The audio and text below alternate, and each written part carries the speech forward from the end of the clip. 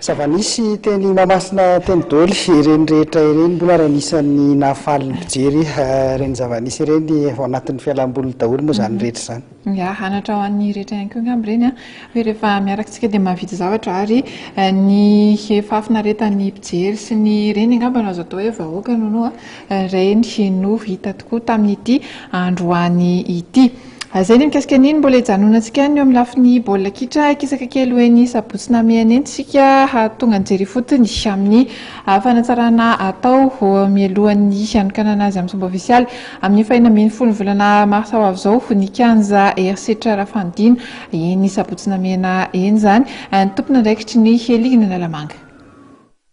Taorinan'ny nanapahany commune Sabotsy Namehana amin'ny ampitondrana ny anaran'ny RC Rafandina ny kianja ao aminy dia tonga nijery fotony amin'ny ankataovany azy ny teknisianina avy eo amin'ny Ligna Analamanga notarian'ny filohany Entsora Kotoarimanana. Tamin'izany indrindra no nahitana fa dia afaka mandrerarao tsara ity kianja ity no ny fananan'ireo zavatra ilaina rehetra amin'ny maha-kianja filalaovana baolina kitra azy. Samy hita ao amin'ity kianja ity avokoa mantsy na ny toeram-pidiovana na ny toerana fiakanjoana ekipa sy ny mpitsara. Na izany aza nefa dia tsy maintsy hisy ihany koa ny fanamboarana kely atao mba hanara-penitra ny kianja. Tsikaritry ny teknisianina ny Enigma mantsy fa misy ihany ny fahatsoandrefy amin'ity kianja ity.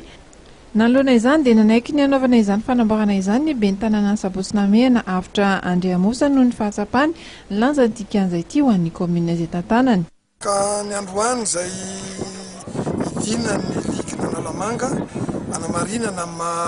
mampanara-penitra amin'izay kianja zay dia nangatanay manokana zareo mba anamarina ny refy ary ametraka ny toeran'ilay kianja kianja mahara-dalàna azy. Dia izay no idinanay fotony ety moa dia raha namahita eto ny analizy ataon'ny teknisianina vao amin'ny albitre malagasy dia vitantsika eto ny vokatra fa na izay tompon'ny commune ny mpitantana ny commune any koa dia ohatran'ny miandry fanadinana ihany miandry ny valiny izay avoaka n'ireo teknisianina ny fanamarinana ny refy an'ity kianja Sabotsy Namehana ity. Natao izao hetsika zao mba ametrahana sy tazomana an'ilay kianja amin'ny maha-kianja azy satria Sabotsy Namehana andresana dia azo lazaina ihany fa reny vohatra varadrano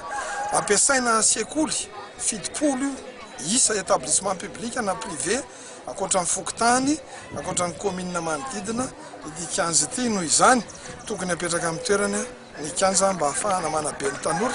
mitaiza ihany koa amin'ny alalan'ny fanabeazana ary izy ity koa dia andraisana hetsika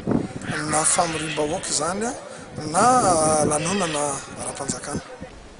Ankoatra ny famohan'ity kianja ity mpilalao maro toa Andry Setra sy Jacob ary Erikely tokoa mantsy dia samy nampiasa ity kianja ity avokoa ireo zana-bahoaka eny amin'ny manodidina na mpianatra na mpanao fanatanjahantena. Tetsakelan'izay kosa dia anderany ezaka ataon'ity commune ity ny filohan'ny Alpha no ny finiavany ikarakara ny kianja fanaovana baolina kitra. Olana goavana eo amin'ity taranja ity tokoa mantsy sy ho ihany izy ireo tsy fahampiany kianja nambarany ary fa dia raha manao tahaka izao avokoa ireo commune manodidina Antananarivo dia androso ny baolina kitra. Ny zavatra misy voalohany zavatra tiako tenenanareo dia zavatra mibaribary hitantsika rehetrarehetra fa mijaly kianja ny eto Analamanga. Ka izahay dia midera manokana ny ben'ny tanànany Sabotsy Namehana sy ny mpiara-miasa amin'ny rehetra nanao an'izao hetsika zao ho fikarakarana sy na dia izay fanomezana ny anarana ho an'ny